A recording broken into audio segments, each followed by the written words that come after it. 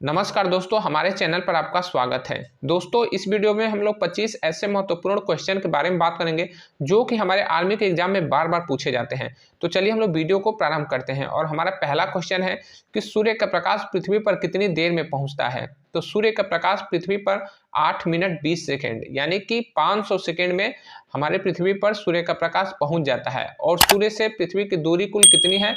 तो सूर्य से पृथ्वी की कुल दूरी जो है 15 करोड़ किलोमीटर है। अगर बात की जाए कि पृथ्वी से चंद्रमा की दूरी कुल कितनी है, तो पृथ्वी से चंद्रमा की कुल दूरी जो है 3,84,000 किलोमीटर है। अगला आपका क्वेश्चन है कि सांसद निधि में कितनी धनराशि प्राप्त होती है। तो जितने भी सांसद होते हैं उन्हें अपने संसदीय क्षेत्र में विकास कार्य के लिए प्रत्येक साल जो है 5 करोड़ रुपए मिलते हैं, यानी कि जो उनका एमपी लेड फंड यानी कि member of parliament local area development जो फंड होता है उसमें उन्हें प्रत्येक साल 5 करोड़ रुपए मिलते हैं, यानी कि एक कार्यकाल में उन्हें 25 करोड़ रुपए मिलते हैं अपने जो संसदीय क्षेत्र के विकास करने के लिए। लेकिन वो इसका इस्तेमाल ही नहीं कर पाते हैं, विकास कार्यों में इसका यूज ही नहीं कर पाते हैं और उनका फंड जो है वो वापस केंद्र सरकार के पास चला जाता है। तो सांसद निधि में कुल कितनी धनराशि प्राप्त होती है? तो सांसद निधि में प्रत्येक सांसद को प्रत्येक साल जो है 5 करोड़ रुपए मिलते हैं। जबकि अगर बात की जाए कि विधानसभा में जो विधानसभा के सदस्य होते हैं यानी कि जो विधायक होते हैं, तब विधायकों को कुल कितनी धनराशि प्राप्त होती है एक साल में? तो दोस्तों ये स्टेट गवर्नमेंट के ऊपर है, यानी कि जो राज्य सरकार है उसके ऊपर है कि वो कितना उन्हें देती है। हर स्टेट का अलग अलग है। अगर बात की जाए उत्तर प्रदेश में, तो उत्तर प्रदेश के जितने भी विधायक हैं तो सभी विधायकों को पहले जो था कि 2 करोड़ रुपए मिलता था एक साल में अपने विधानसभा क्षेत्र के विकास के लिए, लेकिन बाद में इसे 3 करोड़ किया गया और अब योगी सरकार उन्हें सांसदों की तरह ही प्रत्येक साल जो है 5 करोड़ रुपए देती है अपने विधानसभा के विकास के लिए, यानी कि एक कार्यकाल में उन्हें 25 करोड़ रुपए दिए जाते हैं। दोस्तों, हमारा अगला प्रश्न है कि अरुणाचल प्रदेश की राजधानी क्या है? तो अरुणाचल प्रदेश की राजधानी का नाम है ईटानगर। जी हाँ दोस्तों, अरुणाचल प्रदेश की राजधानी है उसका नाम है ईटानगर।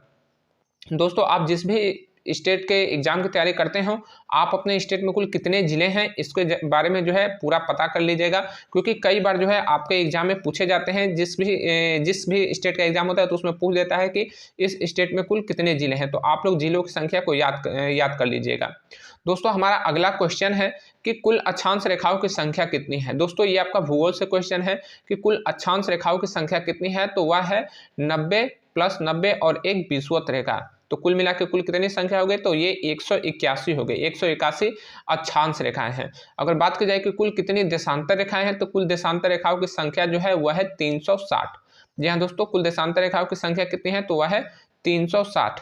अगला आपका क्वेश्चन है कि सूर्य का तापमान किस यंत्र द्वारा नापा जाता है? तो सूर्य का जो तापमान है वह पायरोमीटर द्वारा नापा जाता है। अगला आपका क्वेश्चन है कि विटामिन सी की कमी से कौन सा रोग होता है? तो विटामिन सी की कमी से जो है स्कर्वी रोग हो जाता है। और विटामिन सी का रासायनिक नाम क्या है? तो वह है स्कार्बिक अम्ल। दोस्तों, ये जो क्वेश्चन है ये बार बार आपके एग्जाम में पूछे जाते हैं, इसीलिए इनको अच्छी तरह से याद कर लीजिएगा। अगला आपका क्वेश्चन है कि आचार्य की उपाधि किससे प्राप्त है? तो आचार्य की उपाधि जो है चाणक्य को प्राप्त है, इसलिए कहा जाता है आचार्य चाणक्य। दोस्तों, जो महापुरुषों के उपनाम है जो उन्हें उपाधियां प्राप्त है, इसे भी आप लोग ठीक से याद कर लीजिएगा, क्योंकि कई बार हमारे एग्जाम में जो है ये पूछे जाते हैं कि महामाना की उपाधि किसे प्राप्त है, राष्ट्रबंधु की उपाधि किसे प्राप्त है, आधुनिक मीरा किसे कहा जाता है, गुरुदेव की उपाधि किसे प्राप्त है। तो ये 1 नंबर के क्वेश्चन है और जरूर से जरूर पूछे जाते हैं, इसलिए इसे आप अच्छे से याद कर लीजिएगा।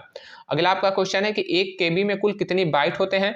तो दोस्तों, ये जो आपका क्वेश्चन है ये कंप्यूटर विज्ञान से क्वेश्चन है। तो 1 केबी में कुल 1024 बाइट्स होते हैं। जी हाँ दोस्तों, जो केबी है तो इसका मतलब होता है किलो बाइट्स, ठीक है। 1 केबी मतलब 1 किलो बाइट्स। तो केबी से बड़ा कौन होता है? तो केबी से बड़ा एमबी होता है और एमबी से बड़ा होता है जीबी।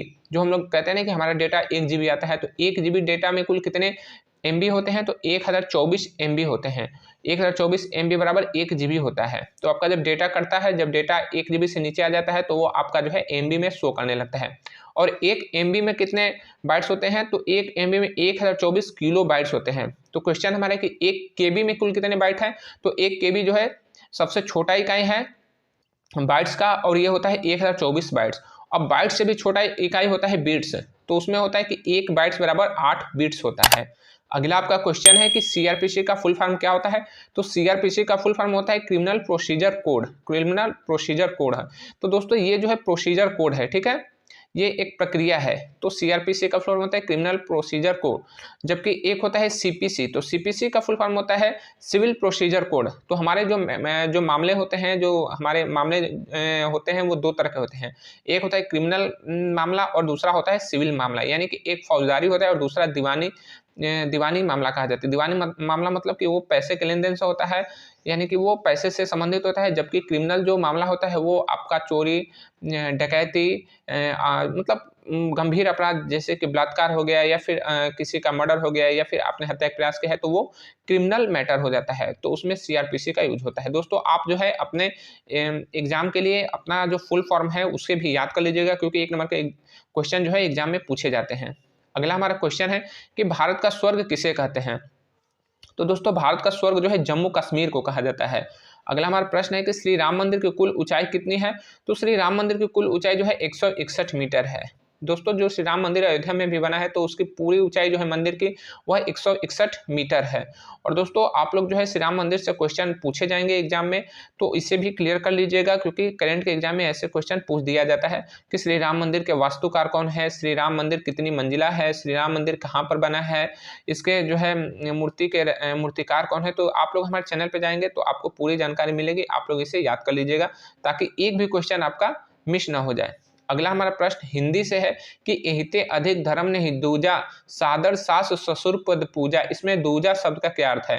तो दूजा शब्द का अर्थ होता है दूसरा, ठीक है। तो ऐसे ही क्वेश्चन पूछे जा रहे हैं कि दूजा शब्द का अर्थ बताइए, दूजा शब्द का समानार्थी अर्थ बता दीजिए, विलोम शब्द बता दीजिए। तो एक क्वेश्चन जो है आप हिंदी से भी अपना जो है क्लियर कीजिएगा, हिंदी को भी ठीक से देख लीजिएगा। अगला हमारा प्रश्न है राजनीति विज्ञान से कि ब्लॉक प्रमुख का चुनाव कौन करता है। तो ये जो हमारे पंचायती राज व्यवस्था से प्रश्न है कि ब्लॉक प्रमुख का चुनाव कौन करता है। दोस्तों आपने जब भी वोट किया होगा तो आपको पता होगा कि जो हमारे बीडीसी होते हैं, जो क्षेत्र पंचायत के सदस्य होते हैं, वो आपस में ही किसी एक व्यक्ति को ब्लॉक प्रमुख बनाते हैं। यानी कि इनका जो ब्लॉक प्रमुख का चुनाव होता है वो इनडायरेक्टली होता है, उसमें हमारी कोई भागीदारी नहीं होती है। हम जो है बीडीसी का चुनाव करते हैं और बीडीसी आपस में से एक ब्लॉक प्रमुख का चुनाव करते हैं। तो ब्लॉक प्रमुख का चुनाव कौन करता है, तो वो बीडीसी करता है, यानी कि क्षेत्र पंचायत सदस्य करता है। अगला आपका क्वेश्चन है कि एनएसजी का आदर्श वाक्य क्या है। दोस्तों कई बार जो है हमारी सेनाओं के आदर्श वाक्य हमारे एग्जाम में पूछे जाते हैं कि आर्मी का आदर्श वाक्य क्या है, वायुसेना का आदर्श वाक्य क्या है, बीएसएफ का आदर्श वाक्य क्या है, इनका हेडक्वार्टर कहाँ है, क्योंकि कई बार हेडक्वार्टर भी पूछ देता है। तो आप लोग जो है ये आपके जो डिफेंस से एग्जाम है ये बेसिक चीज है, बेसिक अगर आपका कमजोर होगा तो आप लोग जो है एग्जाम क्लियर नहीं कर पाएंगे, और एग्जाम क्लियर करने के बाद भी आपका बेसिक अगर ठीक नहीं रहेगा तो आप जो है डिपार्टमेंट में सही से काम नहीं कर पाते हैं। तो एनएसजी का आदर्श वाक्य होता है सर्वत्र सर्वोत्तम सुरक्षा। एनएसजी का फुल फॉर्म होता है नेशनल सिक्योरिटी गार्ड, ठीक है, नेशनल सिक्योरिटी गार्ड। और ये जो है आपका सीएपीएफ का फोर्स है, ठीक है, सेंट्रल आर्म्ड पुलिस फोर्स का एक हिस्सा है एनएसजी। अगला आपका क्वेश्चन है कि श्री राम के पिताजी का क्या नाम था। तो श्री राम के पिताजी का नाम था महाराज दशरथ। अगला हमारा प्रश्न है कि सबसे भारी धातु कौन सा है। तो सबसे भारी जो धातु है उसका नाम है ओस्मियम, जबकि सबसे हल्का धातु कौन सा है, तो वो है लिथियम।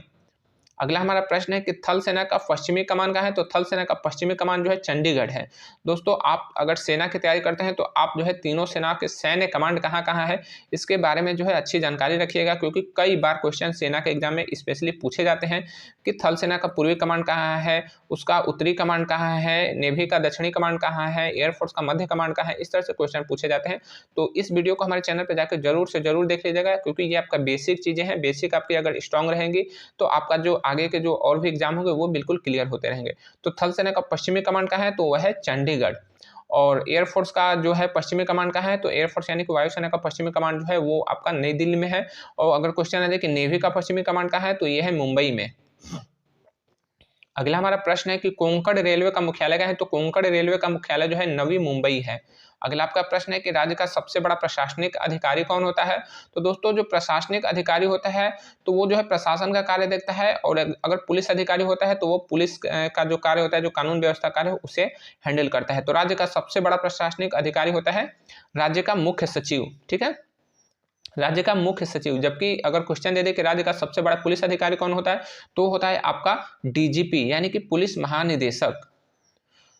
दोस्तों ये सब चीज़ें जो है बेसिक चीज़ें हैं, आप लोग इनको क्लियर रखिएगा, क्योंकि ये कई बार जो है हमारे एग्जाम में पूछे जाते हैं और हमारे जो व्यवहारिक जीवन में है इनमें बार बार इनका शब्द आता है। तो आप लोग इसको क्लियर रखिएगा। अपना अगला क्वेश्चन है कि महाभारत के लेखक कौन है। तो दोस्तों महाभारत के लेखक जो है महर्षि वेद व्यास है। दोस्तों ये पुस्तक और उनके लेखक भी आप लोग जो है याद कर लीजिएगा, क्योंकि कई बार क्वेश्चन आते हैं कि भारत दुर्दशा के लेखक कौन है, रामायण के लेखक कौन है, रामचरितमानस के लेखक कौन है। तो 1 नंबर के क्वेश्चन पूछे जाते हैं, लेकिन ये बहुत ही जरूरी है क्योंकि हर एग्जाम में ये क्वेश्चन पूछे जाते हैं। अगला आपका क्वेश्चन है कि लोहा और पारा में किसका घनत्व तो अधिक होता है, यानी कि डेंसिटी किसका अधिक होता है। तो देखिए लोहा जो है हम लोग सुनते हैं कि लोहा बहुत भारी होता है, लेकिन पारा जो है उससे भी कहीं ज़्यादा भारी होता है। तो लोहा और पारा में सबसे ज़्यादा घनत्व होता है पारा का, ठीक है। इसीलिए पारा जो होता है अगर वो द्रव अवस्था में है तो उस पर अगर लोहा भी रख दिया जाता है तो लोहा तैरने लगता है, क्योंकि पारा का घनत्व तो अधिक होता है। अगला आपका क्वेश्चन है कि भारत का सबसे छोटा जनप्रतिनिधि कौन होता है, यानी कि जनप्रतिनिधि का पद क्या होता है। तो भारत का सबसे छोटा जनप्रतिनिधि होता है ग्राम पंचायत सदस्य। ग्राम पंचायत सदस्य जिसे हम लोग कहते हैं वार्ड मेंबर, ठीक है। क्योंकि जब भी हम त्रिस्तरीय पंचायती व्यवस्था के अंतर्गत जो चुनाव होते हैं तो ग्राम पंचायत सदस्य का, बीडीसी का और ग्राम प्रधान का हम चुनाव करते हैं। तो सबसे निचला चुनाव जो होता है ग्राम पंचायत सदस्य का, इससे छोटा चुनाव कोई नहीं होता है, ठीक है। तो ग्राम पंचायत सदस्य को हम लोग वार्ड मेंबर भी कहते हैं। दोस्तों हमारा अगला प्रश्न है कि इंडिया गेट कहाँ है। इंडिया गेट है नई दिल्ली में। अगला हमारा प्रश्न है कि शिक्षा हर बुराई को दूर करने की अचूक दवा है। यह किसका कथन है। शिक्षा हर बुराई को दूर करने की अचूक दवा है, यह किसका कथन है। तो यह है ईश्वर चंद्र विद्यासागर। जी हाँ दोस्तों, शिक्षा जो है हर बुराई को दूर करने की अचूक दवा है। इसीलिए जो है शिक्षित व्यक्ति जो है हमारे समाज के लिए काफ़ी अच्छा होता है, काफ़ी सेहतमंद होता है। जबकि वहीं अशिक्षित लोग जो हमारे समाज के लिए काफ़ी ज़्यादा हानिकारक होते हैं, ये वायरस की तरह होते हैं। तो इसलिए हम कहते हैं कि आप शिक्षित बनिए और अपने जो परिवार के लोग हैं या समाज के लोग उन्हें भी शिक्षित कीजिए, क्योंकि अगर वो शिक्षित रहेंगे तो हमारा समाज शिक्षित रहेगा और समाज शिक्षित होगा तो हमें भी फायदा होगा और हमारे पूरे समाज को फायदा होगा। दोस्तों प्रमुख कथन और उनके नारे जो है आप लोग याद कर लीजिएगा, क्योंकि कई बार क्वेश्चन आते हैं कि जय हिंद नारा किसने दिया, वंदे मातरम का नारा किसने दिया, वेदों की ओर लौटो यह किसका नारा है, किसका कथन है। तो आप लोग इसे याद कर लीजिएगा क्योंकि 1 नंबर के क्वेश्चन पूछे जाते हैं। दोस्तों यही क्वेश्चन जो है आर्मी के एग्जाम में या फिर अग्निवीर के एग्जाम में बार बार पूछे जाते हैं, तो ये बहुत ही बेहतरीन क्वेश्चन है, आप लोग इन्हें याद कर लीजिएगा। हमारा अगला जो प्रश्न है कि बेकिंग सोडा का रासायनिक नाम क्या है। तो बेकिंग सोडा का रासायनिक नाम है सोडियम बाइकार्बोनेट, NaHCO3। तो बेकिंग सोडा का जो रासायनिक नाम है वो है NaHCO3 यानी कि सोडियम बाइकार्बोनेट, और इसका व्यापारिक नाम है सोडियम बाइकार्बोनेट, ठीक है। तो ये इसका जो है रासायनिक सूत्र है और ये इसका रासायनिक नाम या फिर व्यापारिक नाम कह सकते हैं। हमारा अगला प्रश्न है कि मकर रेखा। दोस्तों बेकिंग सोडा को ही खाने वाला सोडा भी कहा जाता है। तो अगर क्वेश्चन है कि खाने वाला सोडा का रासायनिक नाम, तो वही सोडियम बाइकार्बोनेट होगा, ठीक है। अगला आपका क्वेश्चन है कि मकर रेखा किस गोलार्ध में है। तो मकर रेखा जो है वो दक्षिणी गोलार्ध में है, क्योंकि पृथ्वी 2 ध्रुव में बटी हुई है, दक्षिणी गोलार्ध यानी कि दक्षिणी ध्रुव और उत्तरी गोलार्ध यानी कि उत्तरी ध्रुव। तो उत्तरी गोलार्ध में जो है कर्क रेखा है, जबकि दक्षिणी गोलार्ध में जो है मकर रेखा है। हमारा अगला प्रश्न है कि जल सेना दिवस कब मनाया जाता है। तो जल सेना दिवस मनाया जाता है 4 दिसंबर को, ठीक है, 4 दिसंबर को। दोस्तों आप लोग जो है राष्ट्रीय दिवस को भी याद कर लीजिएगा, क्योंकि कई बार क्वेश्चन 1 नंबर के पूछे जाते हैं, तो आप लोग इसे जरूर से जरूर याद कर लीजिएगा। दोस्तों ये जल सेना दिवस जो है 4 दिसंबर को मनाया जाता है, जबकि थल सेना दिवस जो है 15 जनवरी को मनाया जाता है और वायु सेना दिवस 8 अक्टूबर को मनाया जाता है। तो ये इसका सूत्र है 15/8/84 यानी कि 1584 जो है इसे याद कर लीजिएगा, क्योंकि 15 जनवरी जो है वो आपका थल सेना का है, 8 अक्टूबर वायु सेना का और 4 दिसंबर जो है आपके जल सेना का है। तो ये इस सूत्र से आप लोग इसको याद कर लीजिएगा। हमारा अगला प्रश्न है कि जल सेना का रियर एडमिरल थल सेना के किस अधिकारी के समकक्ष होता है। तो जल सेना का सबसे बड़ा अधिकारी कौन होता है। तो होता है एडमिरल, उसके बाद वाइस एडमिरल होता है, उसके बाद रियर एडमिरल होता है। वहीं थल सेना में सबसे बड़ा अधिकारी जो होता है वो होता है जनरल, उसके बाद जो है लेफ्टिनेंट जनरल होता है, उसके बाद जो है मेजर जनरल होता है। तो इसका जो आंसर होगा वो होगा कि रियर एडमिरल जो है वो मेजर जनरल के बराबर होगा। तो दोस्तों इस तरह से भी क्वेश्चन आपके जो है पूछे जाते हैं, इसीलिए आप लोग जो है इसे ठीक से याद कर लीजिएगा। हमारे चैनल पे जाएंगे तो इस वीडियो को जरूर से जरूर देख लीजिएगा, ताकि आप जो है एक भी क्वेश्चन आपका मिस ना हो। इस तरह के क्वेश्चन आएंगे तीनों सेनाओं के समकक्ष पद, तो आप लोग इसे देख लीजिएगा और अच्छी तरह से याद कर लीजिएगा। दोस्तों आखिरी जो क्वेश्चन है वो भी क्लियर हो गया, और ये क्वेश्चन आप लोग हमें कमेंट में बताइएगा कि 75 जिले किस राज्य में है। तो मिलेंगे अगले वीडियो में, तब तक के लिए जय हिंद।